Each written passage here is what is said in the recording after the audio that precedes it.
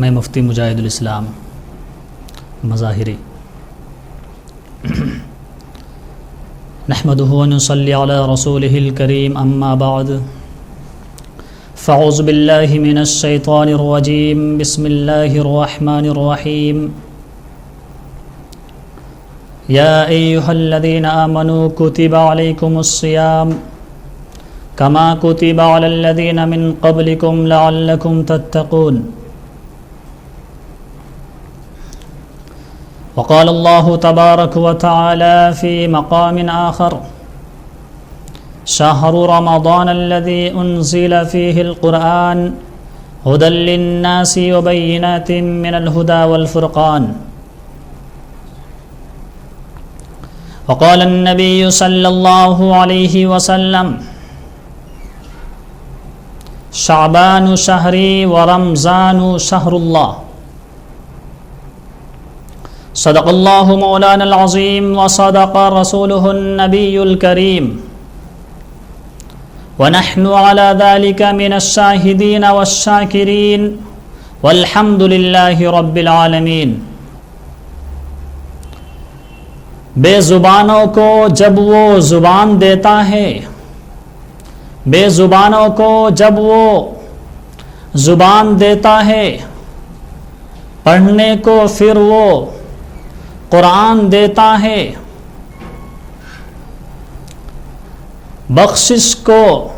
بخشش کے لیے جب وہ امت کے گنہگاروں کو، تو پھر امت کے لیے ماہ رمضان دیتا ہے. معزز سامعین کرام،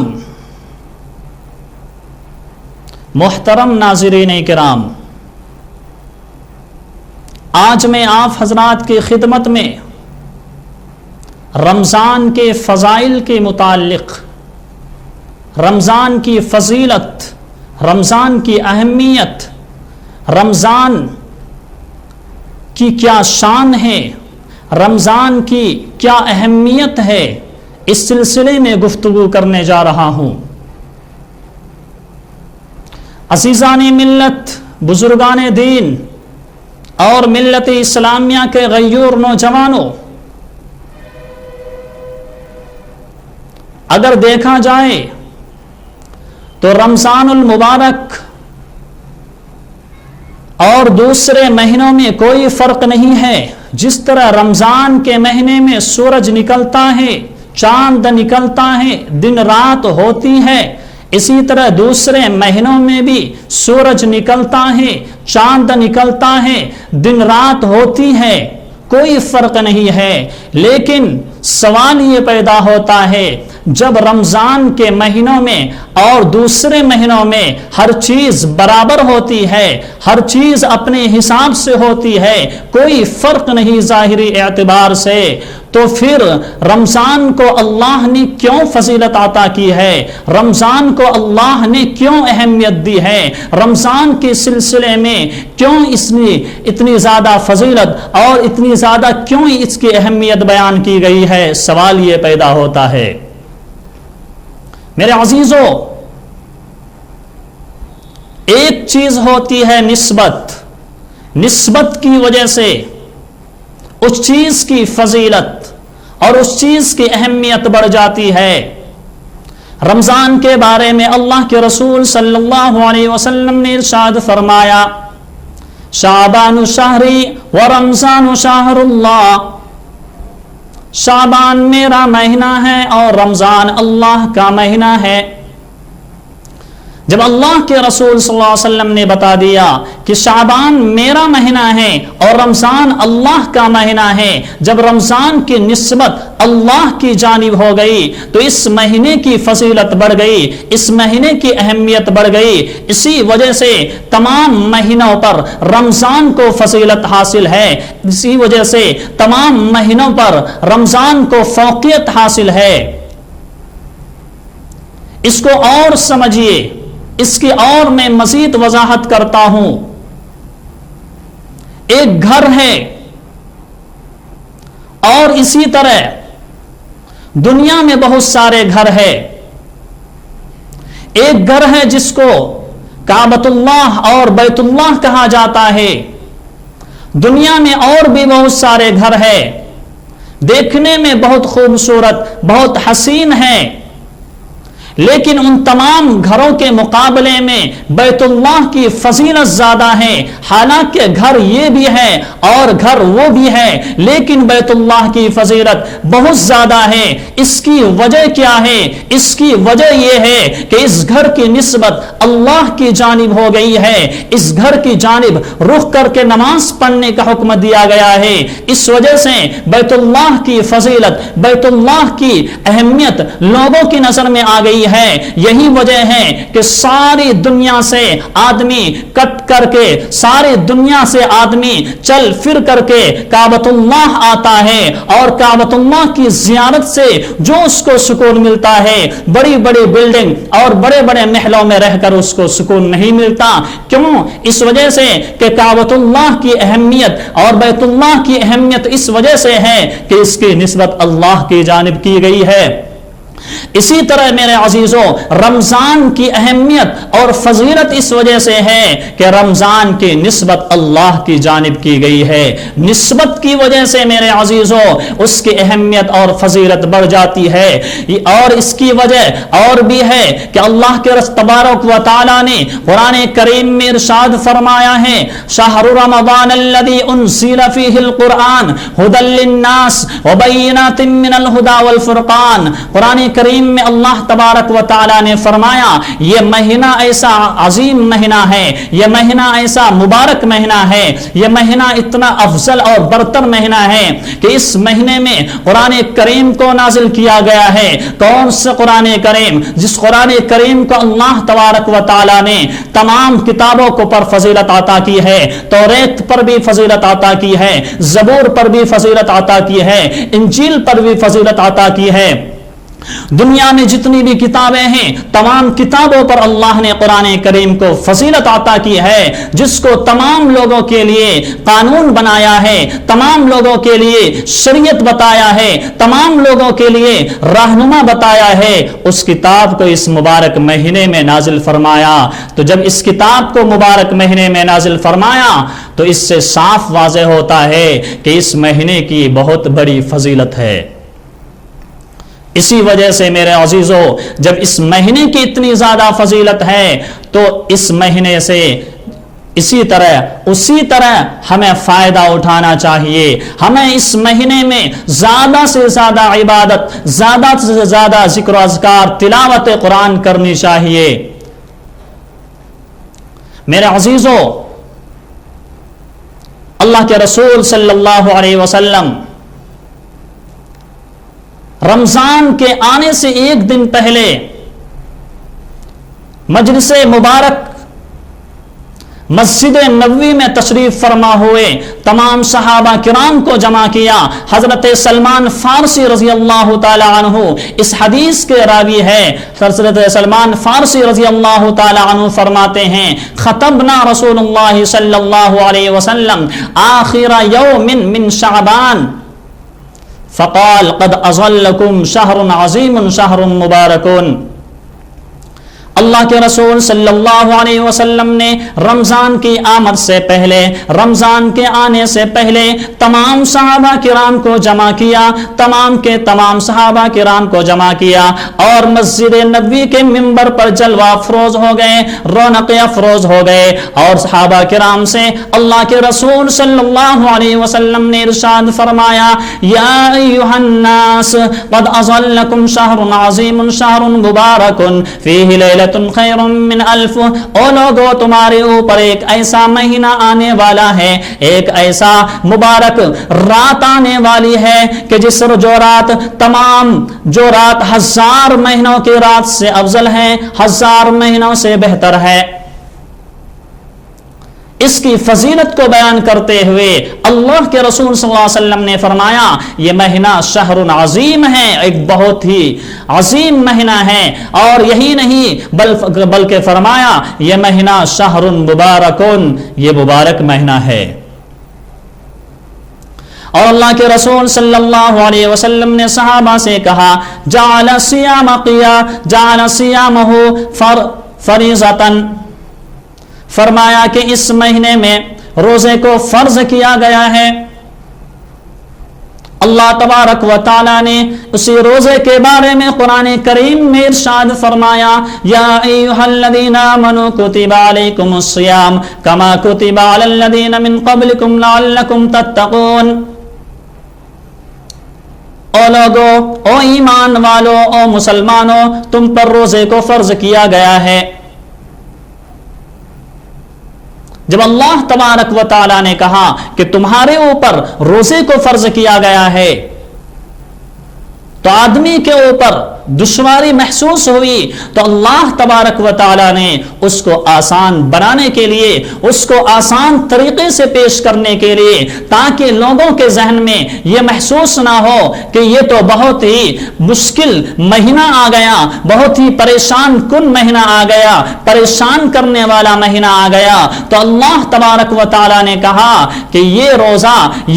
روزہ صرف آپ لوگوں پر فرض نہیں کیا گیا ہے، بلکہ آپ سے پہلے جتنی بھی امتیں گزری ہے، جتنی بھی قومیں گزری ہے، جن لوگوں میں انبیاء کرام علیہم الصلاۃ والسلام اور نبیوں کو بھیجا گیا ہے، ان تمام امتوں پر بھی اس روزے کو فرض کیا گیا ہے۔ اللہ تبارک و تعالی نے کہا، یا ایھا الذین آمنوا کتب علیکم الصیام کما کتب علی الذین من قبلکم، فرمایا کہ تمہارے اوپر روزہ فرض کیا گیا ہے جیسا کہ تم سے پہلے امتوں پر روزہ فرض کیا گیا تھا۔ اور اللہ تبارک و تعالی نے کہا کہ روزہ اس وجہ سے فرض نہیں کیا گیا ہے کہ اس سے مجھے فائدہ ہے، بلکہ اللہ تبارک و تعالی نے کہا لعلکم تتقون، او لوگو اس سے تمہارا ہی فائدہ ہے۔ اگر روزہ رکھو گے تم متقی بن جاؤ گے، اگر تم روزہ رکھو گے پرہیزگار بن جاؤ گے، اللہ سے زیادہ قریب ہو جاؤ گے، اللہ کی خوشنودی حاصل کر لو گے، اللہ کی رضامندی حاصل کر لو گے۔ پھر جب اللہ تم سے خوش ہو جائے گا تو دنیا کی تمام مشکلات کو، تمام پریشانیوں کو ختم کر دے گا۔ اسی وجہ سے اللہ تبارک و تعالی نے فرمایا لعلکم تتقون، روزہ رکھو تاکہ تم متقی اور پرہیزگار بن جاؤ۔ اور اللہ کے رسول صلی اللہ علیہ وسلم نے ارشاد فرمایا، اسی آیت کی تشریح اس حدیث میں کی ہے، جعل صیامہ فریضۃ، اور اللہ کے رسول صلی اللہ علیہ وسلم نے فرمایا دن میں روزہ رکھنا ہے اور رات میں تراویح کی نماز پڑھنی ہے، وجعل قیام لیلہ تطوعا۔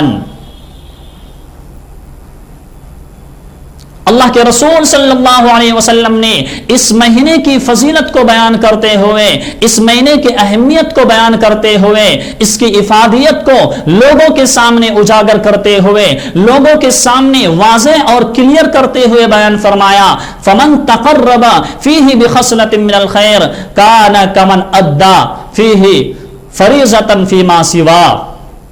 فرمایا جو شخص اس مہینے میں ایک نفل نماز پڑھے گا، اللہ تبارک و تعالی اسے فرض کے برابر ثواب عطا کرے گا، یعنی نماز نفل کی ہوگی اور لیکن ثواب فرض کی ملے گی، ثواب فرض نماز کا ملے گا۔ کیوں؟ اس وجہ سے کہ اس مہینے میں اللہ تبارک و تعالی کی رحمت جوش میں رہتی ہے۔ اللہ تبارک و تعالی نے اللہ کے رسول صلی اللہ علیہ وسلم کی زبانی کہلوایا اور فرمایا کہ جو شخص اس رات میں ایک نفل پڑھے گا، اللہ تبارک و تعالی، اللہ کے رسول صلی اللہ علیہ وسلم نے ارشاد فرمایا جو شخص رمضان کے مہینے میں ایک نفل نماز پڑھے گا، اللہ تبارک و تعالی اس نفل کے بدلے میں فرض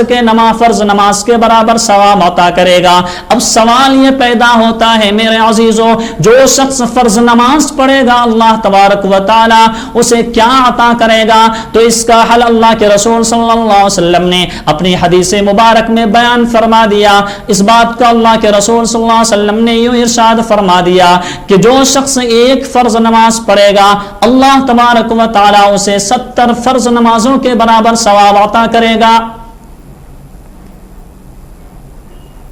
فرمایا ومن ادا فیہ فریضۃ کان کمن ادا 70 فریضۃ فیما سوا۔ جو شخص ایک فرض نماز پڑھے گا اسے 70 فرضوں کے برابر ثواب عطا کیا جائے گا۔ اور اللہ کے رسول صلی اللہ علیہ وسلم نے فرمایا، او لوگوں، یہ مہینہ تربیت کا مہینہ ہے، یہ مہینہ اپنے آپ کو بنانے اور پورے سال اس کے مطابق گزارنے کا مہینہ ہے، یہ مہینہ اپنے آپ کو نیکیوں اور عبادت کے کاموں میں ڈھالنا کا مہینہ ہے۔ فرمایا کہ اپنے آپ کی تربیت، اور اپنی تربیت کیسے ہوگی؟ اللہ کے رسول صلی اللہ علیہ وسلم نے فرمایا، وَهُوَ شَهْرُ الصَّبْرِ وَالصَّبْرُ ثَوَابُهُ الْجَنَّةُ، فرمایا یہ مہینہ صبر کا مہینہ ہے اور صبر کا ثواب جنت ہے۔ صبر کا مطلب کیا ہوتا ہے؟ عام لوگوں کے ذہن میں صبر کا مطلب یہ ہوتا ہے کہ اس کے اوپر پریشانی آئی، مصیبت آئی، دقت آئی، ان چیزوں کو کسی سے بیان نہیں کیا، شکوہ شکایت کے الفاظ نہیں بولے تو اس کو صبر کہتے ہیں۔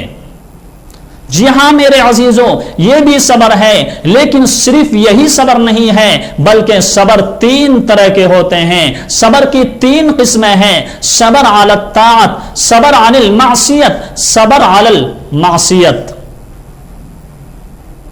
صبر علی الطاعت کس چیز کو کہا جاتا ہے؟ کس چیز کا نام ہے صبر علی الطاعت؟ اللہ کے رسول صلی اللہ علیہ وسلم نے فرمایا، وَهُوَ شَهْرُ الثَّوَابِ وَهُوَ شَهْرُ الصَّبْرِ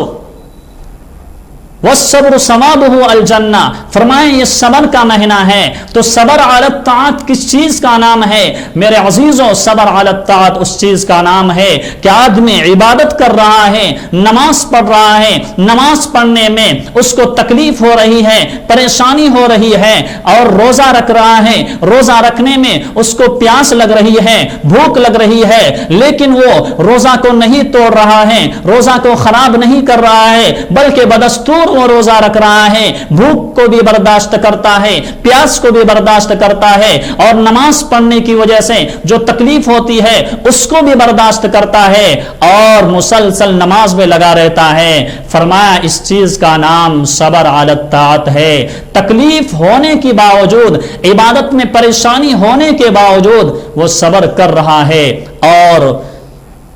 اس صبر پر اڑا ہوا ہے اور عبادت میں لگا ہوا ہے۔ ایسا نہیں ہے کہ روزہ رکھ رہا ہے اور روزہ رکھنے کے ساتھ جیسے ہی اس کو پیاس محسوس ہوئی، بھوک محسوس ہوئی، اس نے روزہ کو توڑ دیا۔ اس کو صبر علی الطاعت نہیں کہتے۔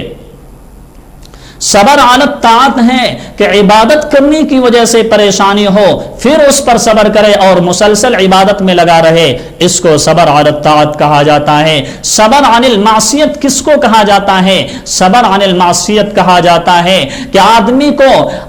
کو گناہ کرنے کا دل کر رہا ہے، کسی غیر محرم کو دیکھنے کا دل کر رہا ہے، یا کسی غیر محرم یعنی اجنبی لڑکی سے بات کرنے کا دل کر رہا ہے، یا اس کو دیکھنے کا دل کر رہا ہے، لیکن وہ آدمی روزہ ہے، اور روزے کی وجہ سے وہ یہ کہہ رہا ہے، روزے کی وجہ سے وہ یہ سوچ رہا ہے کہ میں یہ گناہ نہیں کروں گا، میں کسی اجنبی لڑکی کو نہیں دیکھوں گا، میں کسی غیر محرم پر نظر نہیں ڈالوں گا۔ اس کی وجہ سے جو اس کو تکلیف ہو رہی ہے، اس تکلیف پر جو وہ صبر کر رہا ہے، اس کو کہتے ہیں صبر عن المعصیت۔ اسی طرح تیسری قسم جو صبر کی ہے وہ صبر علی المعصیت ہے۔ صبر علی المعصیت کس کو کہا جاتا ہے؟ آدمی کے اوپر بیماری آئی، آدمی کے اوپر آفت آئی، پریشانی آئی،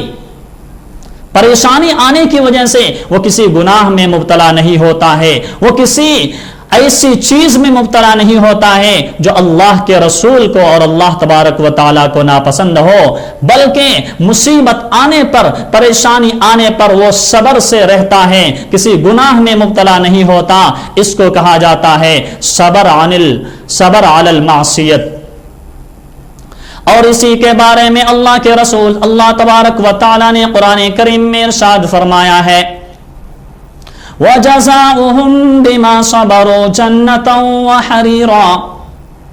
فرمایا جو آدمی صبر کرے گا، مصیبتوں کے آنے پر صبر کرے گا، پریشانیوں کے آنے پر صبر کرے گا، آفات کے آنے پر صبر کرے گا، عبادت کی تکلیف پر صبر کرے گا، روزے کی حالت میں پیاس کی وجہ سے صبر کرے گا،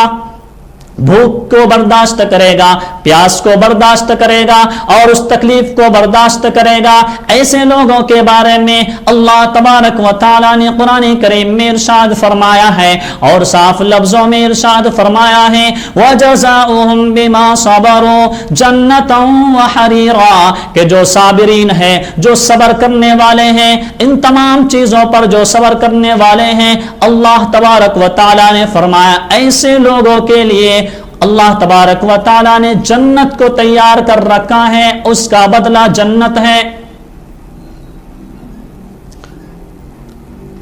اسی طرح میرے عزیزو، جس طرح یہ مہینہ صبر کا مہینہ ہے، اسی طرح اللہ کے رسول صلی اللہ علیہ وسلم نے فرمایا وَهُوَ شَهْرُ الْمَوَاسَاتِ، یہ مہینہ غمخواری کا بھی مہینہ ہے، یہ مہینہ ہمدردی کا بھی مہینہ ہے۔ پڑوس میں اگر کوئی پریشان ہے، تکلیف میں ہے، اس کے ساتھ ہمدردی کرنا، کوئی مصیبت میں ہے اس کی غمخواری کرنا، کوئی بیمار ہے اس کی عیادت کرنا،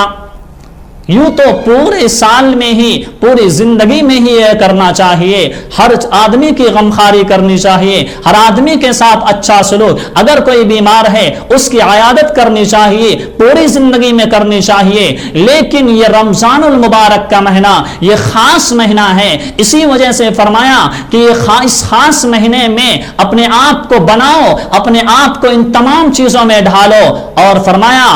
کہ وَهُوَ شَهْرُ الْمُوَاسَاتِ، یہ غمخواری کا مہینہ ہے، اس مہینے میں رہ کر غمخواری کرنا بھی سیکھو، ہمدردی کرنا بھی سیکھو، ان تمام چیزوں کو سیکھ کر جب یہ مہینہ ہمارے سر پر سے گزر جائے گا، جب ہمارے پاس سے یہ مہینہ چلا جائے گا تو ہمیں صبر کرنا اور غمخواری کرنا بھی آئے گا۔ اللہ کے رسول صلی اللہ علیہ وسلم نے فرمایا یہ مہینہ غمخواری کا مہینہ ہے، اور آگے اللہ کے رسول صلی اللہ علیہ وسلم نے ارشاد فرمایا اس مہینے میں اللہ تبارک و تعالی مومن کے رزق میں اضافہ فرما دیتا ہے، یزاد فیہ رزق المؤمن، فرمایا اس مہینے میں رزق میں برکت ہو جاتی ہے، اس مہینے میں مسلمانوں کے رزق میں اضافہ کر دیا جاتا ہے۔ آپ نے اس کا مشاہدہ کیا ہوگا، آپ نے اس کا اپنی آنکھوں سے نظارہ کیا ہوگا، آپ نے دیکھا ہوگا کہ ایک آدمی غریب ہے، لیکن جب رمضان کا مہینہ آتا ہے تو اس کے دسترخوان پر بھی کئی قسم کے پھل اور فروٹس رکھے ہوئے ہوتے ہیں اور کئی قسم کی ڈش رکھی ہوئی ہوتی ہے۔ اس سے یہ پتا چلتا ہے کہ جب رمضان کا مہینہ آتا ہے تو اللہ تبارک و تعالی کی عنایت اور نوازش جوش میں ہوتی ہے، رحمت جوش میں ہوتی ہے اور مومنوں کے رزق میں اضافہ فرماتا ہے۔ یہی وجہ ہے کہ اللہ کے رسول صلی اللہ علیہ وسلم نے ارشاد فرمایا او لوگوں اس مہینے میں یزاد فیہ رزق المؤمن، مومن کے رزقوں میں اضافہ بھی کر دیا جاتا ہے۔ کتنا عظیم الشان مہینہ ہے، نیکیوں میں اضافہ کر رہا ہے، رزق میں اضافہ کر رہا ہے، ہر چیز میں اضافہ کر رہا ہے، پھر بھی آج ہمارا حال یہ ہے کہ ہم روزے کو چھوڑ رہے ہیں، اور جس طرح ہم نے 11 مہینے گزارے اسی طرح ہم 11 مہینے اسی طرح اس رمضان المبارک میں بھی اپنے ٹائم کو اور اپنے اوقات کو گزار رہے ہیں۔ اللہ کے رسول صلی اللہ علیہ وسلم نے ارشاد فرمایا کہ جو شخص اس رمضان کے مہینے میں کسی روزہ دار کو افطار کرائے گا، جو شخص اس رمضان کے مہینے میں کسی روزہ دار کو افطار کرائے گا، فرمایا اس کے گناہ معاف کر دیے جائیں گے، اس کو جہنم سے آزاد کر دیا جائے گا، اور فرمایا کہ جتنا روزے دار کو روزہ رکھنے کا ثواب مل رہا ہے، نیکی ملی ہے، اتنا ہی اس آدمی کو بھی نیکی اور ثواب ملے گا جس نے اس روزہ دار کو افطار کرایا۔ فرمایا اللہ کے رسول صلی اللہ علیہ وسلم نے ومن فطر فیہ کان مغفرۃ لذنوبہ وعتق رقبتہ من النار وکان لہ مثل اجرہ من غیر ان ینتقص. جو شخص روزہ دار کو افطار کرائے گا اس کو اللہ تبارک و تعالی جہنم سے آزاد کر دے گا، اس کی مغفرت کر دی جائے گی، اور جتنا روزہ دار کو ثواب ملتا ہے اتنا ہی اس آدمی کو بھی ثواب ملے گا، جتنا اس آدمی کو بھی اتنا ہی ثواب ملے گا جتنا روزہ دار کو ثواب ملتا ہے. اللہ اللہ، صحابہ کرام کی کیا شان تھی، صحابہ کرام کیا عظیم المقام والے تھے، عظیم مرتبت والے تھے. صحابہ کرام نے اللہ کے رسول صلی اللہ علیہ وسلم سے پوچھا، یا رسول اللہ لیس کلنا ما یجد یفطر بہ الصائم. کہ اللہ کے رسول، کون ایسا شخص ہے ہمارے درمیان کہ روزہ دار کو افطار کرائے؟ ہر آدمی تو ایسا نہیں ہے کہ وہ روزہ دار کو افطار کرائے، ہر آدمی کے اندر اتنی طاقت نہیں ہے، اتنی دولت نہیں ہے، ہر آدمی کے پاس اتنا مال نہیں ہے کہ وہ ہر آدمی کو افطار کرائے. تو اللہ کے رسول صلی اللہ علیہ وسلم نے اس مسئلے کا بھی حل نکال دیا، اس سوال کا بھی جواب دے دیا. فرمایا یعطی اللہ ھذا الثواب، یعطی اللہ ھذا الثواب من فطر مزقۃ لبن وشربۃ ماء ومن اشبع صائما ومن اشبع صائما سقاہ اللہ من حوض شربتا لا یظمأ حتی یدخل الجنہ. فرمایا اللہ کے رسول صلی اللہ علیہ وسلم نے، میں یہ نہیں کہتا کہ تمام کے تمام لوگ دعوت کرے، میں یہ نہیں کہتا کہ تمام کے تمام لوگوں کی دعوت کی جائے، شاندار دعوت کی کر کے ان کی افطار پارٹی کی جائے، میں یہ نہیں کہتا، بلکہ میں یہ کہتا ہوں کہ اگر کوئی شخص روزہ دار کو روزہ افطار کرانے کے لیے صرف کھجور دے دے، اسی طرح پانی بھی پلا دے، اسی طرح دودھ کا گھونٹ بھی پلا دے، فرمایا کہ اس کو بھی اتنا ہی ثواب ملے گا جتنا روزہ دار کو ثواب ملتا ہے. دعوت کرنے کی اور افطار پارٹی کرنے کی ضرورت نہیں ہے، کیونکہ ہر آدمی کی اتنی حیثیت اور وسعت نہیں ہوتی ہے. اور اللہ کے رسول صلی اللہ علیہ وسلم نے فرمایا کہ جو شخص کسی کو پیٹ بھر کر کے کھانا کھلائے گا، اللہ کے رسول صلی اللہ علیہ وسلم نے فرمایا کل قیامت کا دن ہوگا جب تمام کے تمام لوگ پریشان ہوں گے، پسینے میں شرابور ہوں گے، سورج سوانے سے پر آ جائے گا، تمام کے تمام لوگ بےتابی اور بے چینی کی حالت میں ہوں گے، تمام کے تمام لوگ پریشان ہوں گے. تو اللہ کے رسول صلی اللہ علیہ وسلم نے فرمایا جو شخص روزہ دار کو افطار کرائے گا، اس کو کھلائے گا پیٹ بھر کر کے، فرمایا کہ ایسے شخص کو اللہ تبارک و تعالی میرے حوض سے یعنی حوض کوثر سے اس کو سیراب کرے گا، اس کو پلائے گا، اور جب وہ پلائے گا، جب اس کو پلایا جائے گا، فرمایا جنت میں داخل ہونے تک اس کو پیاس نہیں لگے گی. اتنا عظیم الشان مہینہ ہے یہ. اللہ کے رسول صلی اللہ علیہ وسلم نے اسی حدیث میں ارشاد فرمایا وَهُوَ شَهْرٌ أَوَّلُهُ رَحْمَةٌ وَأَوْسَطُهُ مَغْفِرَةٌ وَآخِرُهُ عِتْقٌ مِّنَ النَّارِ. فرمایا او لوگو، اس کا پہلا عشرہ یعنی رمضان کے پہلے 10 دن یعنی فرسٹ رمضان سے 10 رمضان تک فرمایا کہ یہ رحمت کا مہینہ ہے، رحمت کے 10 دن ہے.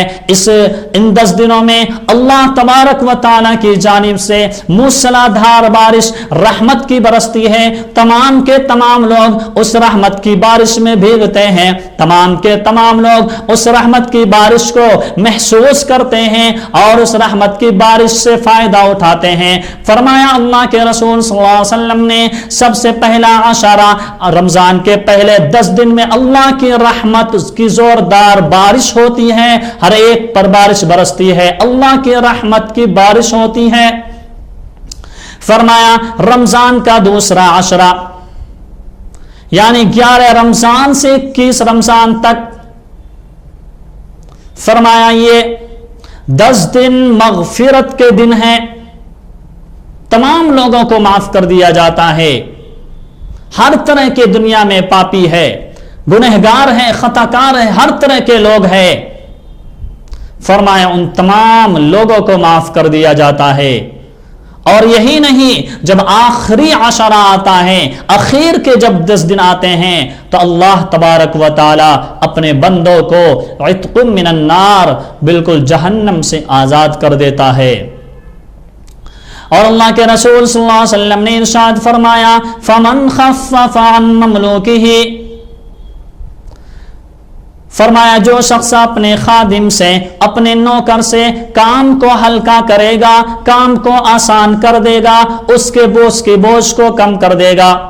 اس کے اوپر سے بوجھ کو ہلکا کر دے گا، فرمایا وَأَعْتَقَهُ اللَّهُ مِنَ النَّارِ، فرمایا ایسے آدمی کو بھی اور ایسے لوگوں کو بھی اور ایسے مالک کو بھی جو اپنے نوکروں پر، جو اپنے ماتحت لوگوں پر اس ماہ مبارک میں ہلکا سے کام لیتا ہے، اس کے اوپر سے بوجھ اتار دیتا ہے، اس سے ہلکا کام لیتا ہے، فرمایا ایسے مالک کی مغفرت ہو جائے گی اور جہنم سے آزاد کر دیا جائے گا۔ میرے عزیزو، پتہ یہ چلا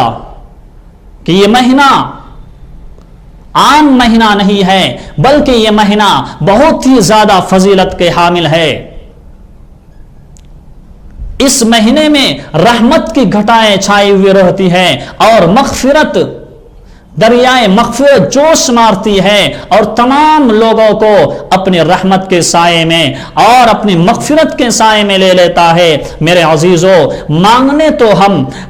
ہمیں تو مانگنا تو آنا چاہیے، ہمیں مانگنا تو چاہیے۔ آج کیا ہو رہا ہے میرے عزیزو، ہمیں مانگنا ہی نہیں آتا ہے، ہمیں اللہ سے طلب کرنا اور اللہ سے سوال کرنا ہی نہیں آتا ہے کہ ہم کس طرح سوال کریں۔ میرے عزیزو، یہ رمضان کا مہینہ ہے، نیکیوں کو حاصل کرنے کا مہینہ ہے۔ پورے سال ہم کاروبار کی مصروفیت میں، بزنس اور تجارت کی مشغولیت میں ہم رہتے ہیں، کبھی ہم سے خطا بھی ہوتی ہے، غلطی ہوتی ہے، گناہ ہوتے ہیں اور ہم سے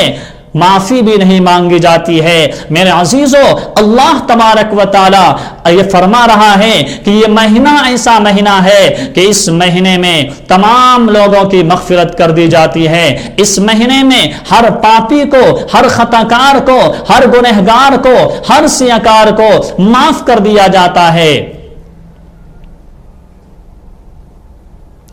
میرے عزیزو، اس وجہ سے